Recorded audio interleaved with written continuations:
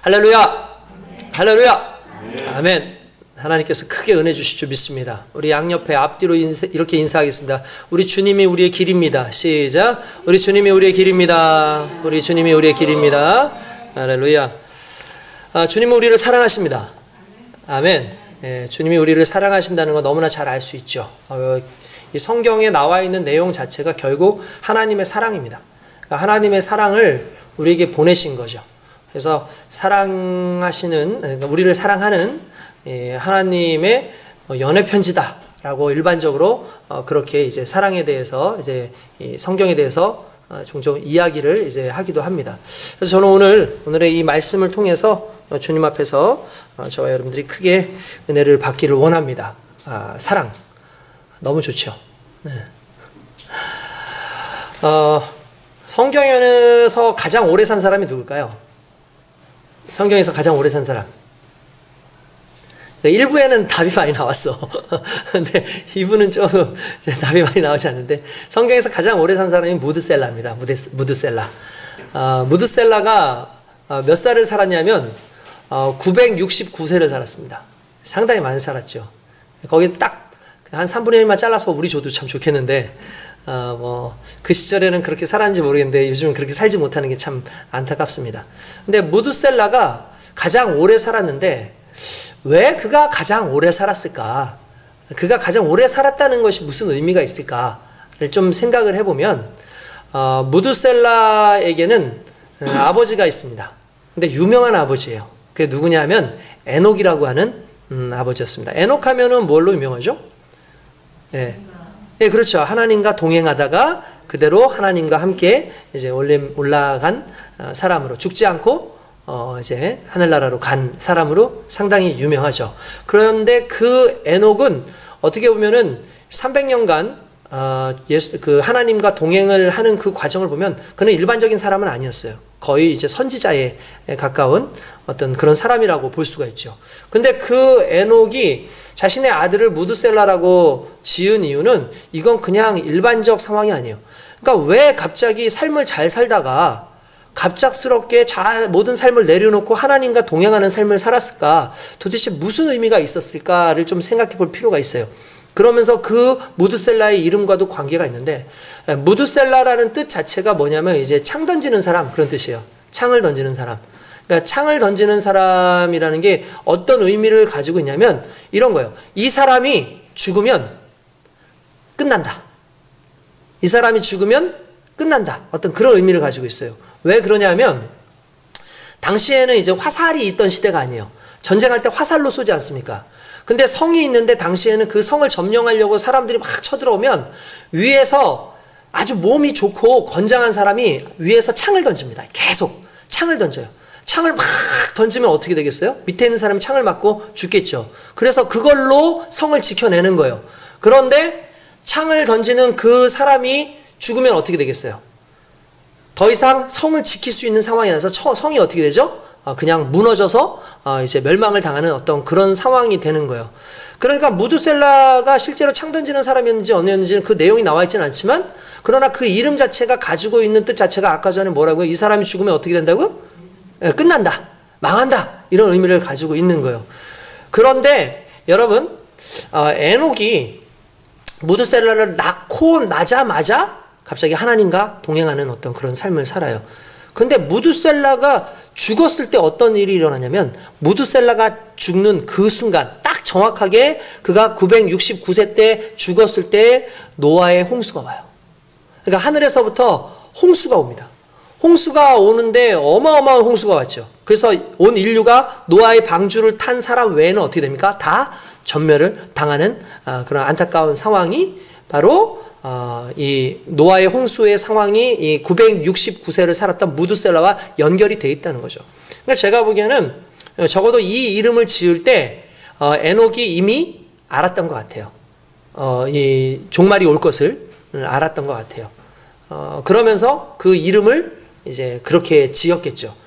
결국 가장 인류에게서 오래 산 사람이 969세의 무드셀라라는 그 사실이 주는 의미는 하나님께서 가장 오랫동안 참으셨다는 거예요.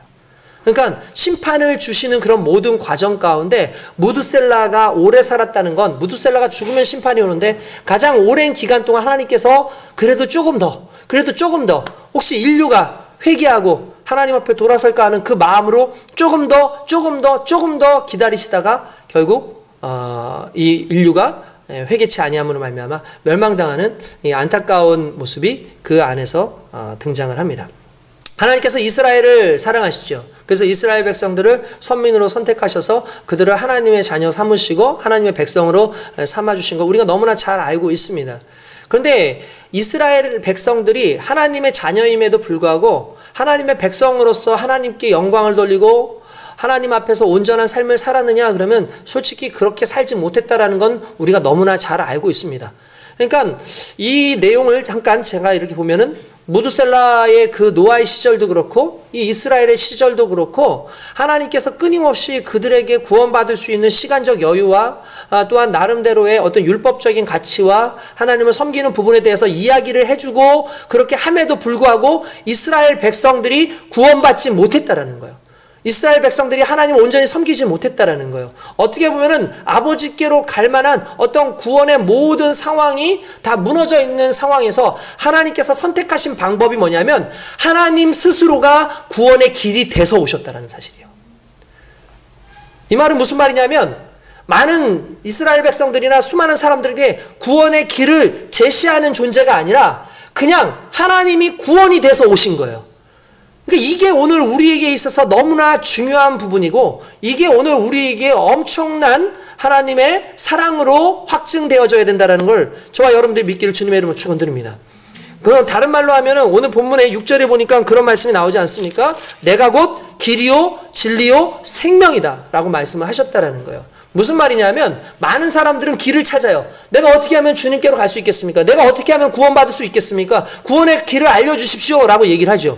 어떤 사람들은요, 내가 진리를 어떻게 알 수 있겠습니까? 진리에 대해서 말씀해 주십시오. 진리를 찾기 원합니다. 나름대로 진리를 찾기 위한 구도의 삶을 살아가는 사람들도 얼마나 많습니까? 그런가 하면 어떤 사람들은요, 하나님, 내가 어떻게 하면 생명을 얻을 수 있겠습니까? 내가 어떻게 생명을 더 연장시킬 수 있고, 내가 어떻게 하면 영생을 얻을 수 있겠습니까? 수많은 사람들이 돌아다니면서 그 영생 찾기를 원하고 애쓰는데, 예수님께서는 딱 한마디 말씀하셔요. 내가 곧 길이야. 내가 곧 진리고, 내가 곧 생명이야 라고 말씀하신다는 거죠. 왜 이게 의미가 있냐면 따로 애써서 노력하는 우리의 인생으로 얻을 수 있는 것이 아니라 우리는 그리스도 예수 한 분을 통해서 이 모든 것을 한꺼번에 얻는 존재라는 거죠. 그러므로 그리스도 예수의 사랑의 확증은 결국 가르쳐 주시는 데 목적이 있는 것이 아니라 구원이 되어서 오시고 길이 되어 오시고 우리에게 진리가 되어 오시고 생명이 되어 오셨다라는 자체에 이게 엄청난 의미가 있는 줄 믿습니다. 할렐루야. 우리 옆에 있는 앞뒤로 다시 한번 인사합니다. 우리 예수님이 길이요 진리요 생명입니다. 시작. 우리 예수님이 길이요 진리요 생명입니다. 할렐루야. 맞습니다. 주님이 곧 길인 거예요. 주님에게서 길을 찾으려고 그러지 마십시오. 주님이 곧 길입니다. 주님에게서 진리를 찾으려고 그러지 마십시오. 주님이 곧 진리고 주님 안에서 생명을 찾으려고 그러지 마십시오. 주님이 그냥 생명입니다. 그러니까 그분이 우리 안에 오시고 우리 안에 역사하는 그 순간에 우리의 인생은 아버지께로 가는 놀라운 역사에 우리가 서게 된다라는 사실이죠. 오늘 저와 여러분들이 그러한 복을 누리고 하나님의 은혜 가운데 있는 줄 믿습니다. 여러분, 길이라는 것이 무엇을 의미하는 것이겠습니까? 여러분, 길이라는 것은요, 일단 두 가지를 의미할 수 있어요. 첫 번째는 인도, 또 하나는 뭘까요? 또 하나는 보호하심을 의미합니다. 길은 인도와 보호하심을 상징을 하죠. 여러분, 길이라는 게 솔직히 사람들이 다니는 곳 아닙니까? 다니는 거? 제가 다니던 학교에 옛날에는 그런 게 없었는데 어느 순간에 이게 운동장이 작았어요. 아이들이 그냥 운동장으로 왔다 갔다 하는 그런 상황이 생겼는데 학교에 언젠가 길을 만들어 놨어요. 이렇게 길을 만들어서 아이들로 하여금 그 길을 따라서 이렇게 가게끔 이렇게 해놨더라고요. 그래서 제가 이렇게 지켜보니까 애들이 학교를 갈 때 그 길을 따라가요. 이렇게.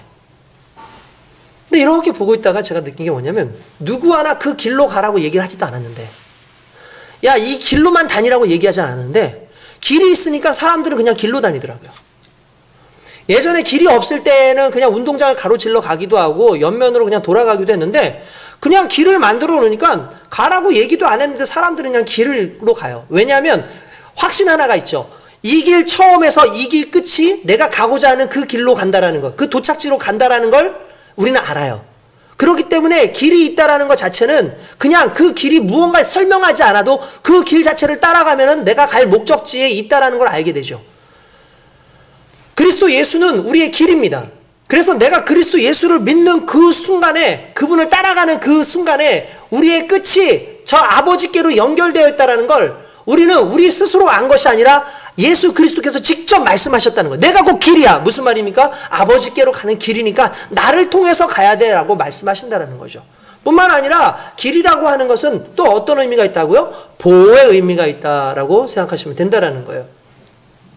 여러분, 제가 그 신학대를 다닐 때에 저희 학교 그 뒤에 산이 하나 있었어요. 그 산 이름이 오봉산입니다. 오봉산. 아마 봉우리가 조그만 산인데도 아마 봉우리가 한 5개 정도 있었나 봐요. 그래서 아마 오봉산 정도 되지 않았겠습니까?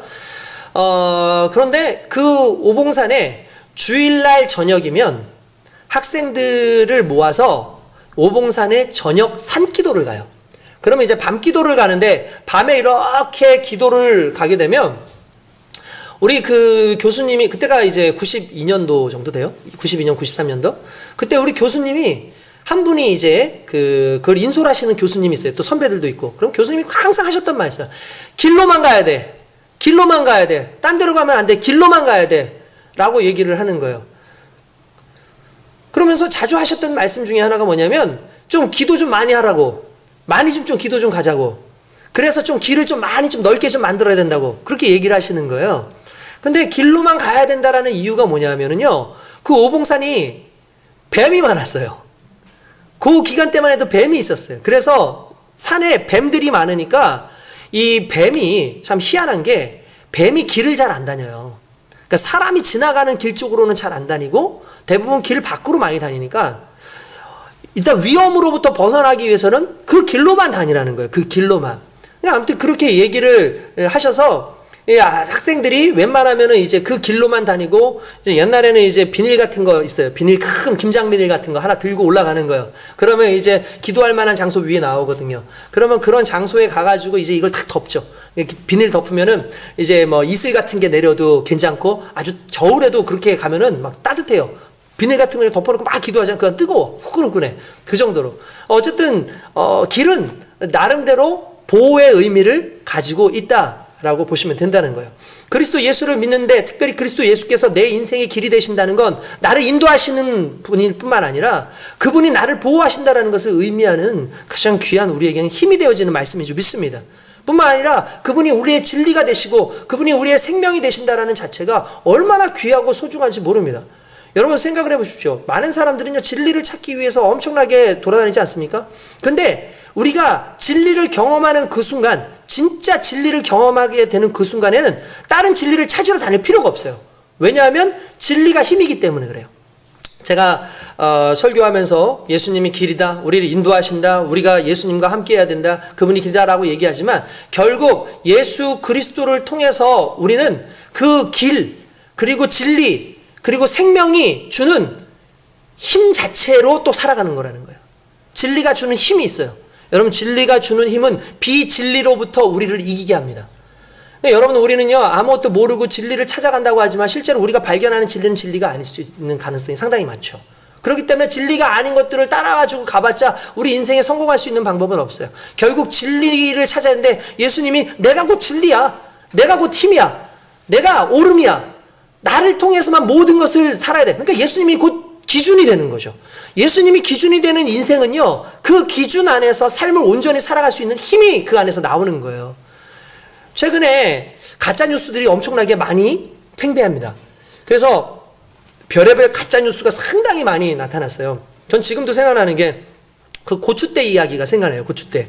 이게 그러니까 내용도 어떤 한의사가 그랬다고 이렇게 얘기가 나오는 거예요. 근데 나중에 알고 봤더니 실제로 그런 걸 말한 한의사가 없었어요. 근데 무슨 내용이냐면 이런 거야. 고추대를 다려가지고 물을 마시면 코로나 바이러스에 걸리지 않는다는 거예요. 그러니까 갑자기 고추대 산다고 막 사람들이 시골까지 가가지고 그거를 막 사러 다니고 막 그랬다는 거야. 근데 나중에 알고 봤더니 고추대 거짓말인 거야. 뭐 대추차를 많이 먹으면 좋다 그래가지고 대추가 갑자기 막 동이 난 거예요.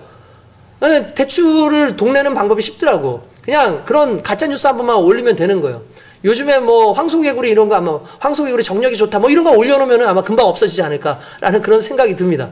근데 어쨌든 중요한 건 이게 다 가짜뉴스인데 왜 가짜뉴스가 이렇게 빠르게 퍼질까 보니까 이렇대요. 사람들의 심리가 빨리 퍼지는 가짜뉴스가 이유가 뭐냐면 사람들 마음에 그렇게 믿고 싶은 경향이 있대요. 그럼 빨리 퍼진다는 거야. 아, 내가 그런 걸로 믿고 싶은 거야. 그러면 실제로 그게 빨리빨리 확산이 되는 거죠. 여러분들 자세히 보세요. 대부분 나타나는 어떠한 그 가짜 뉴스를 좋아할 수밖에 없는 어떤 부류들이 있어요. 말 그대로. 그분들은 그렇게 되기를 원하니까 그 가짜 뉴스를 믿는 거예요. 제가 어렸을 때입니다.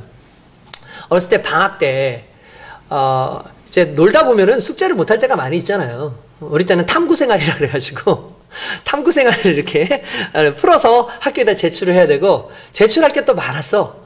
뭐 무슨 곤충도 잡아와라. 우리는 곤충 채집도 했었어요 옛날에. 곤충 채집 뭐 요즘은 곤충 채집해라 그러면 모기 잡고 바퀴 잡고 뭐 이래야 되겠지만 우리 때만 해도 뭐 나비 잡아가지고 뭐 매미 잡아가지고 뭐 이렇게 만들어가지고 보여드리고 막 이렇게 하는 것도 있었거든요.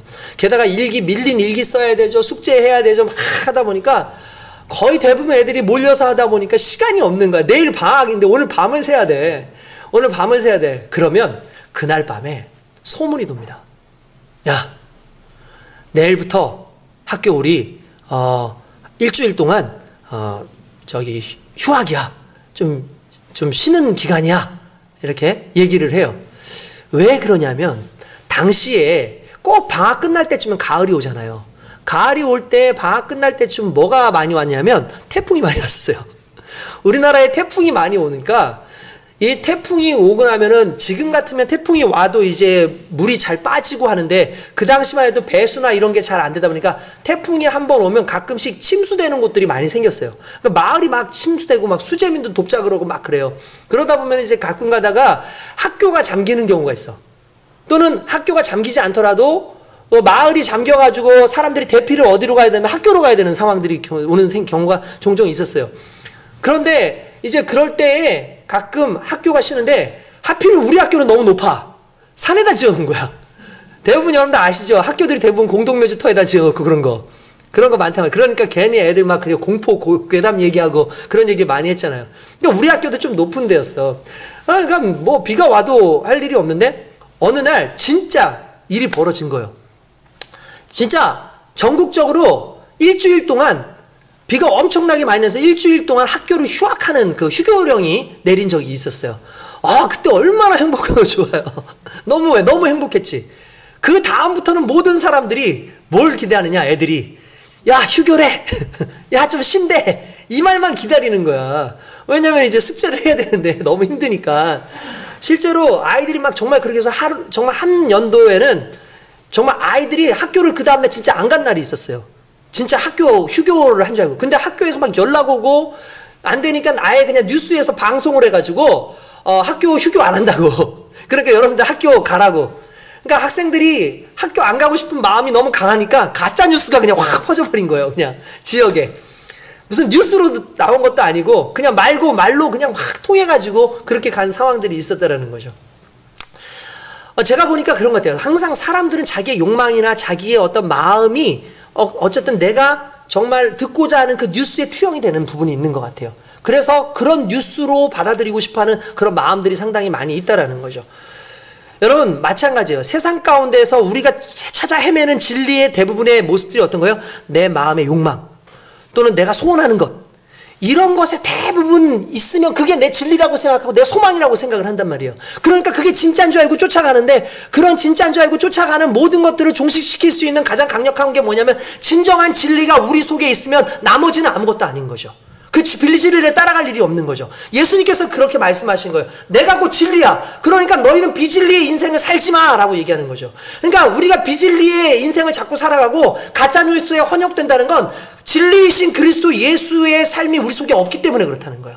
그러니까 우리가 늘 살펴봐야 되는 게 하나님의 말씀이 내 안에 있느냐. 그리스도 예수가 내 안에 있느냐를 늘 살펴봐야 된다는 거죠. 뿐만 아니라 그리스도 예수께서 당신을 뭐라고 말씀하면 나는 생명이다 라고 얘기를 했다라는 거예요. 여러분, 우리는 생명이 그리스도 예수라는 사실을 늘 깨달아야 될 줄로 믿습니다. 하루야마 시게오라는 사람이 내내 혁명이라고 하는 그런 책을 썼어요. 그 책에 보면 이런 내용이 나옵니다. 병은 의사가 고치는 게 아니다. 20%는 의사가 만지고 나머지 80%는 저절로 낫는다 이렇게 얘기를 했어요. 저절로 낫는다. 이게 무슨 말이냐면 여러분 의사들이 우리의 몸에다가 손을 대지 않습니까?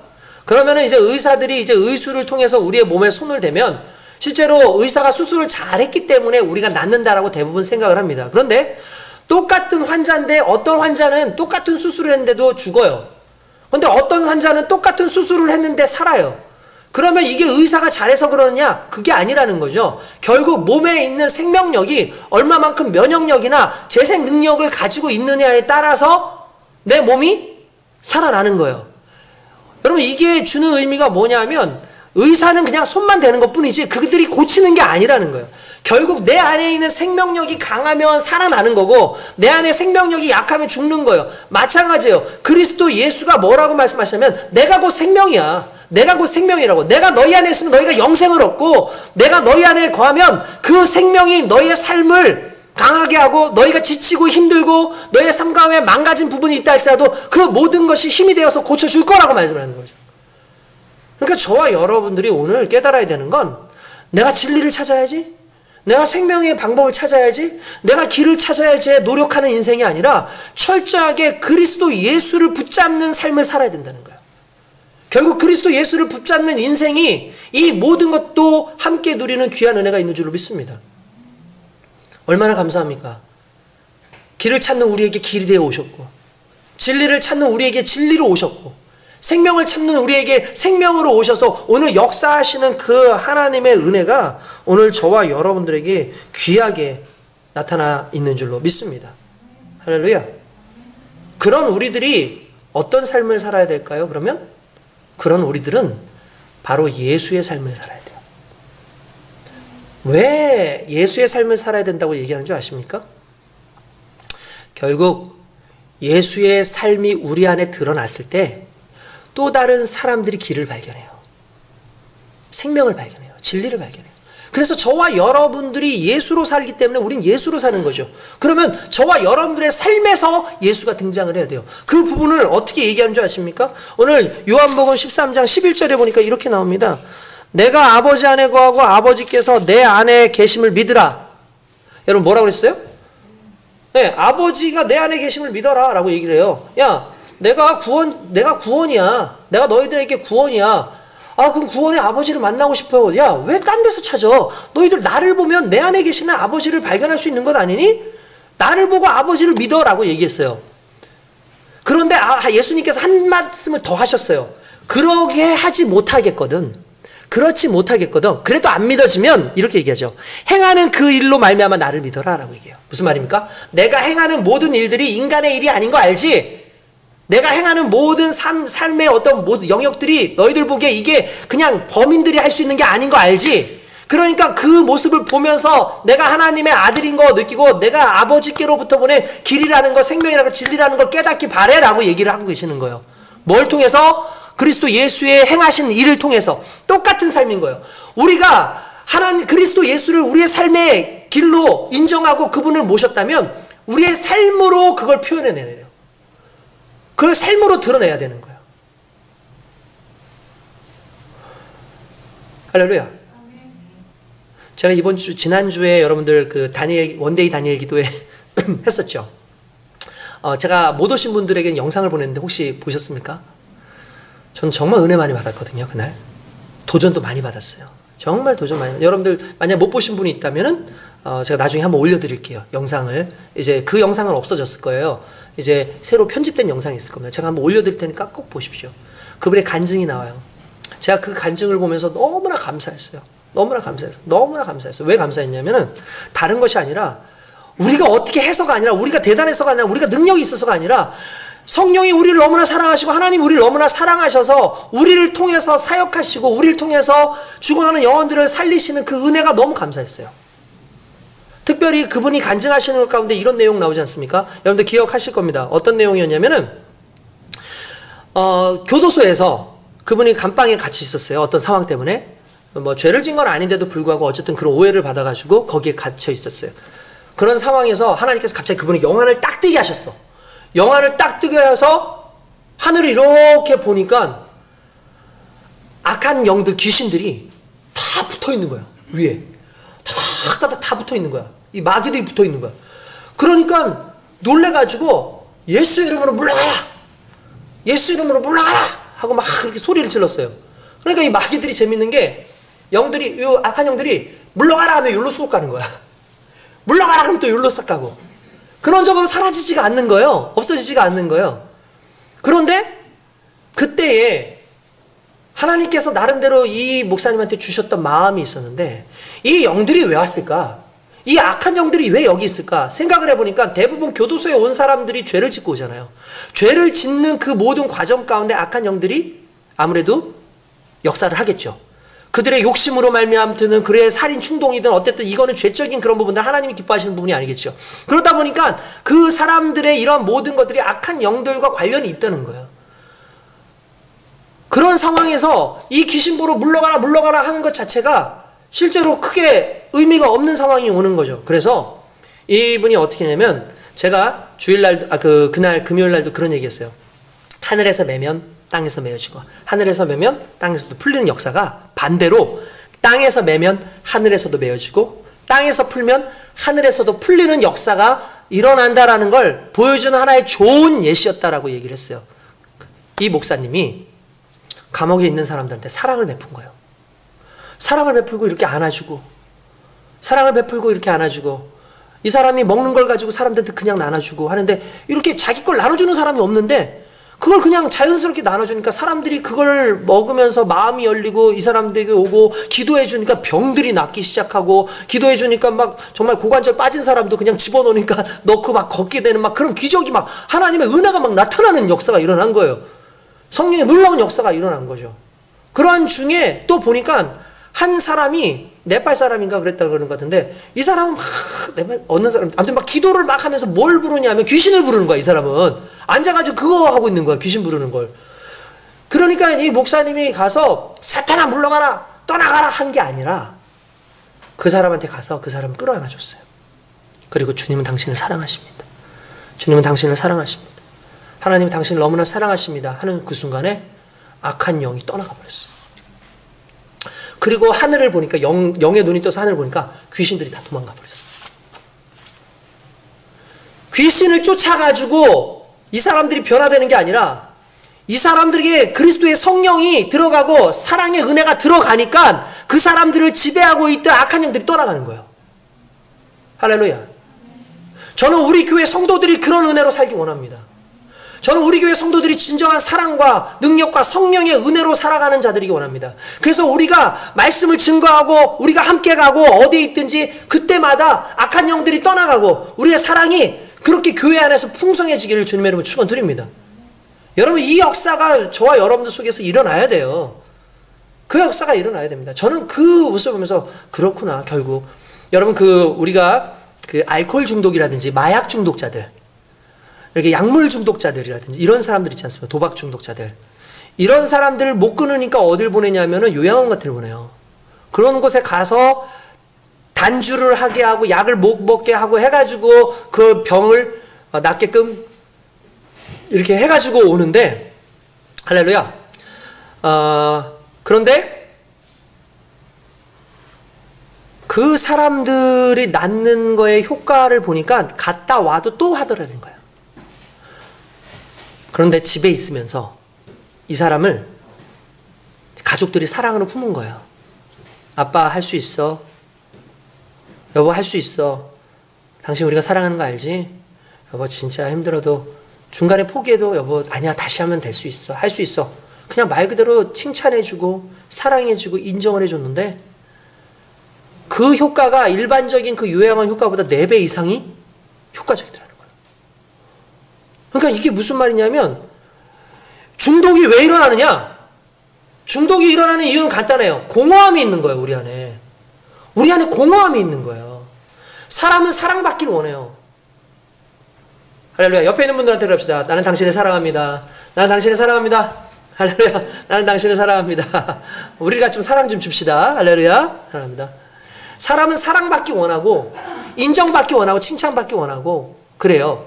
그런데 다른 것보다 사랑받기 원하고 인정받기 원하는 이 부분에서 제대로 채워지지 않으면 공허함이 오는데, 이 공허함이 오는 때에 사람들은 중독성에 빠지기 쉽다는 거예요. 엉뚱한 것으로 채우려는 그런 가능성이 있다는 거죠. 그래서 결국 그 중독되어진 이 부분을 치유하는 가장 강력한 힘이 사랑이라는 거예요.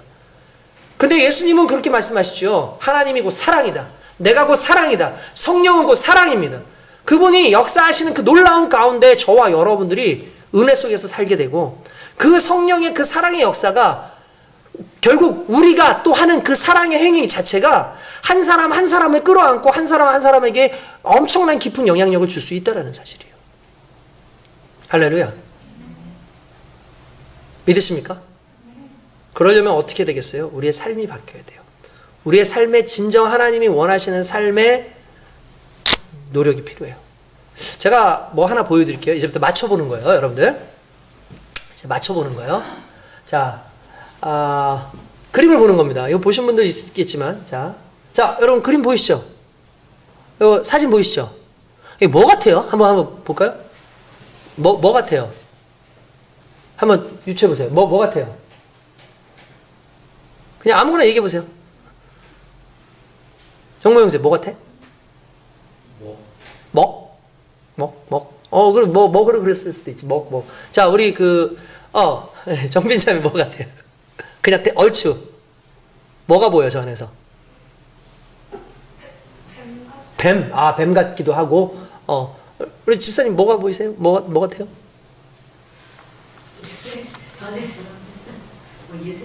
예수님 얼굴 같아요? 예수님 얼굴 아니에요?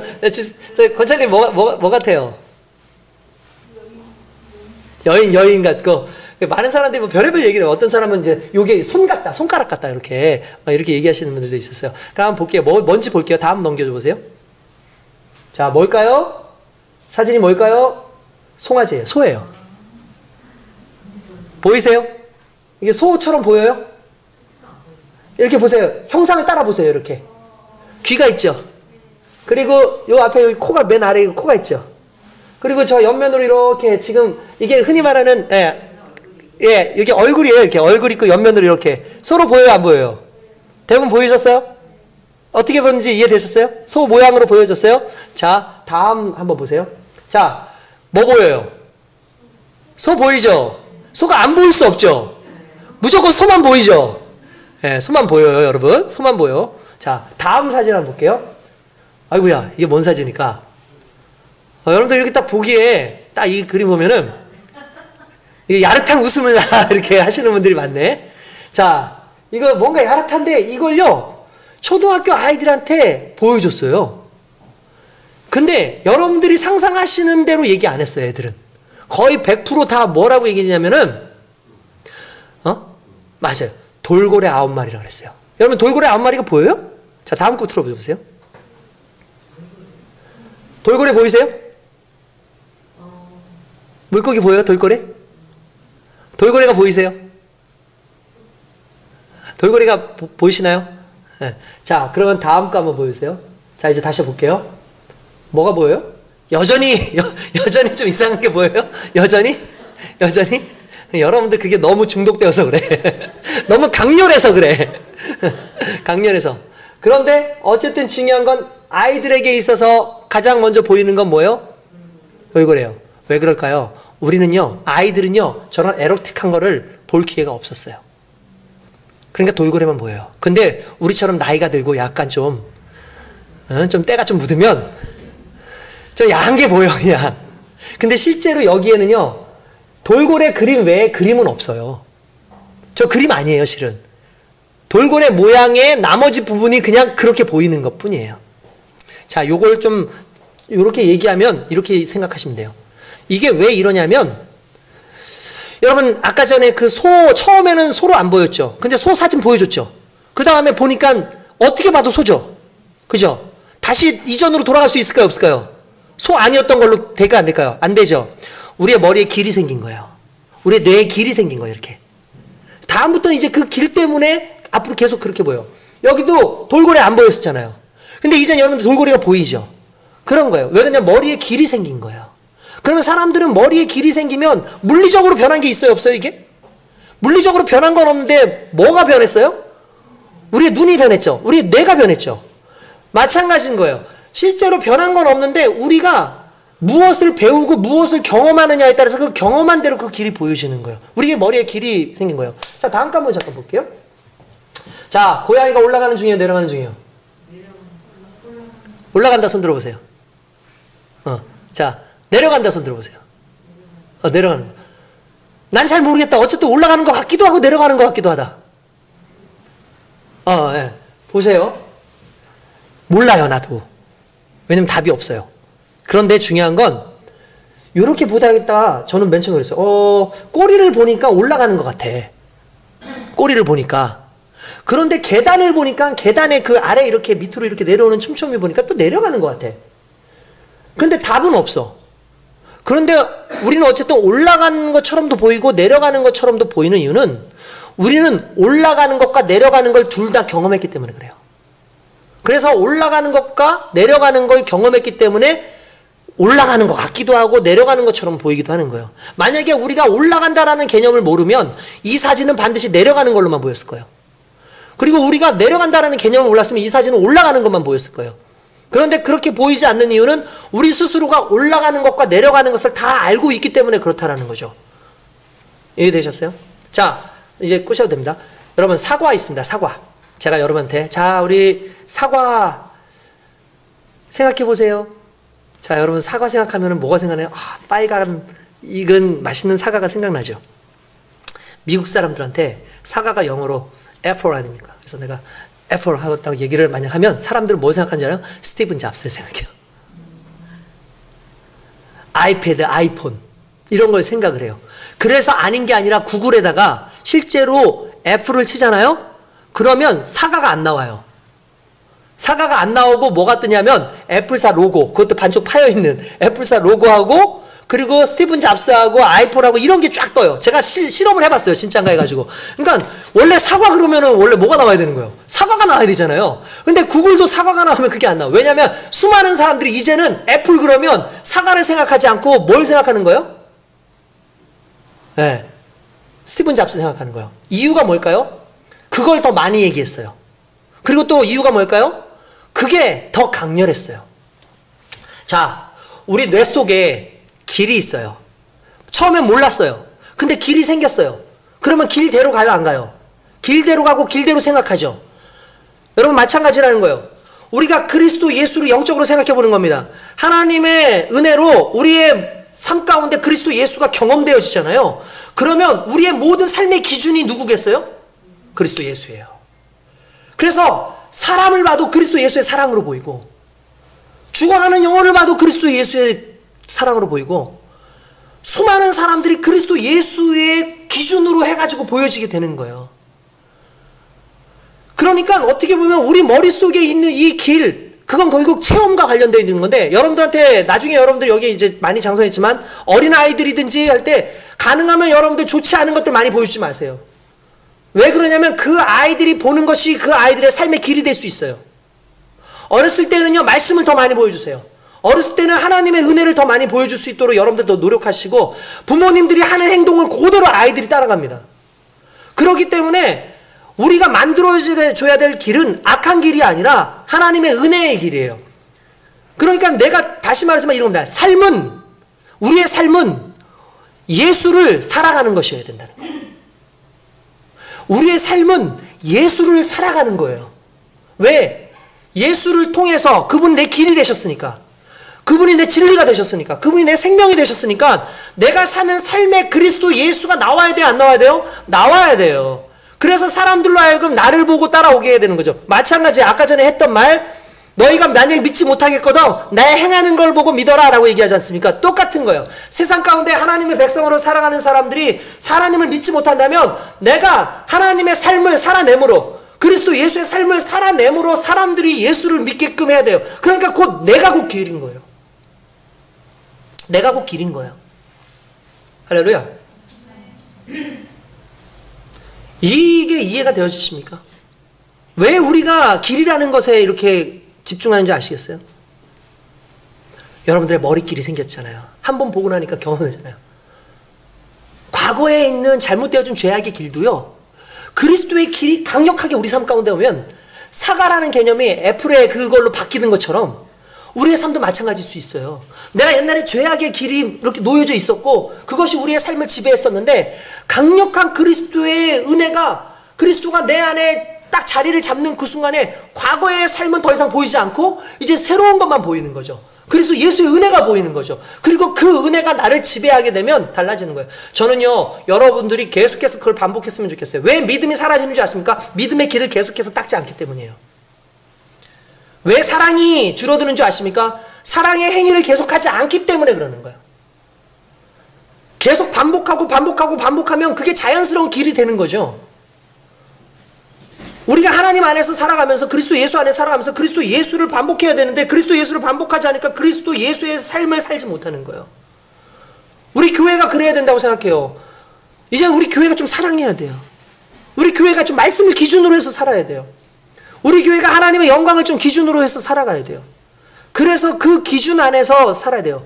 성경은 뭐라고 얘기하는 줄 아십니까? 여러분들의 길을 여호와께 맡기라. 내 길을 여호와께 맡기라. 그를 의지하면 그가 이루시고라고 했어요. 무슨 말입니까? 지금까지 가지고 있었던 모든 길을 버리고 그리스도 예수께 내 길을 맡기라는 거죠. 그 말은 그리스도 예수를 나의 길로 인정하라는 뜻인 거예요.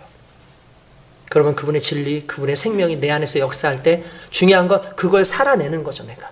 그때 기적은 일어나고 그때 온전한 역사는 일어나게 되는 겁니다. 여러분들이 평소에 분노로 살아가고 있습니까? 혹시 여러분들의 삶 가운데 억울함으로 살아가고 있습니까?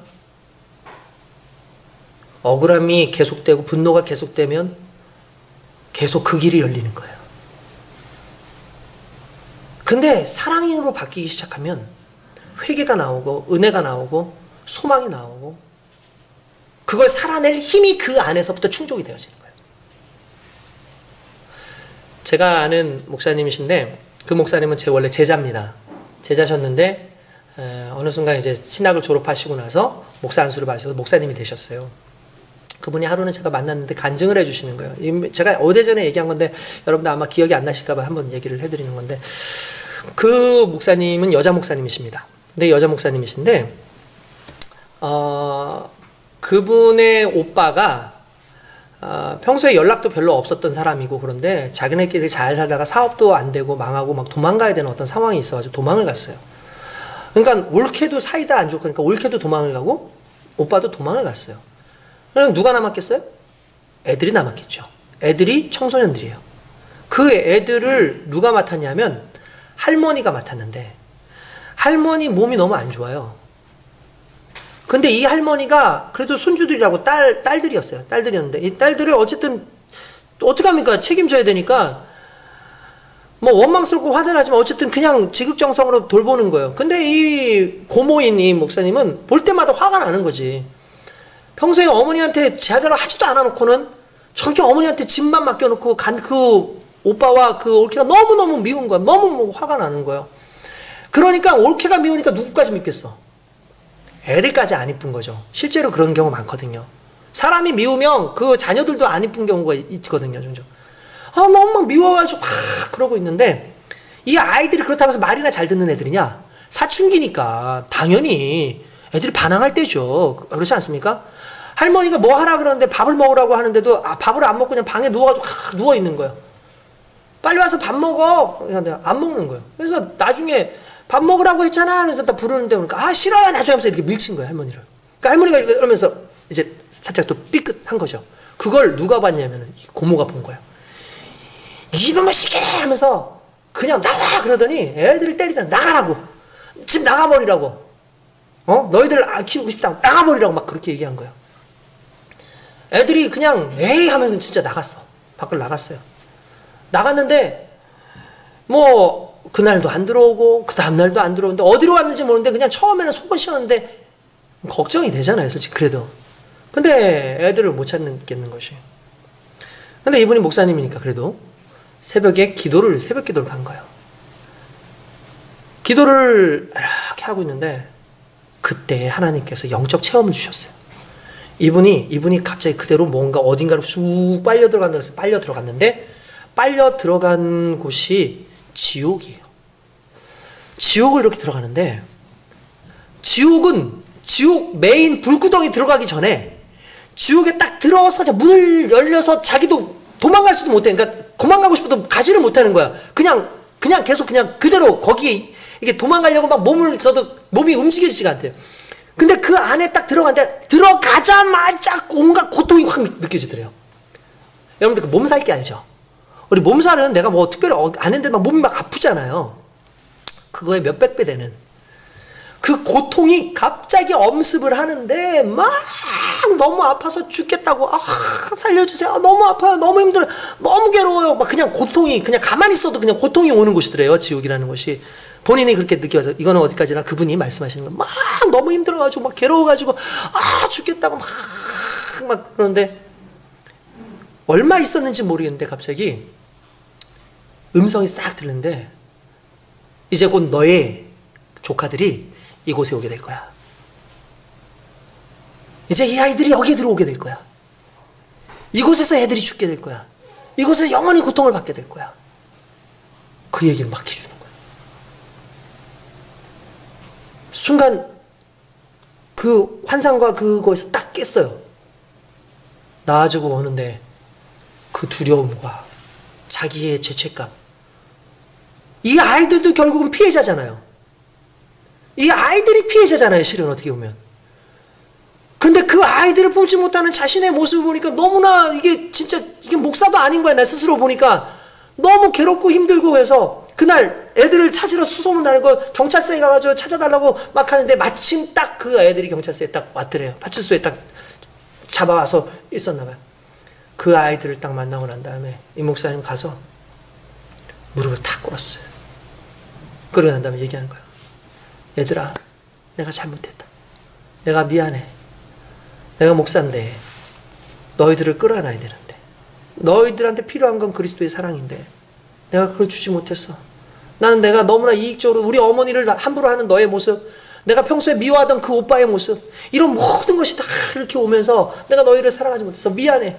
하나님께서 이런 환상과 이런 것들을 보여주셨는데 내가 너무나 많이 회개했어. 너희는 그런 곳에 가면 안 돼. 너희는 정말 하나님 안에서 천국을 가야 돼. 라고 그렇게 얘기하면서 울면서 펑펑 하는데 아이들이 갑자기 그 고모를 끌어안고 펑펑 울면서 우리가 잘못했어요.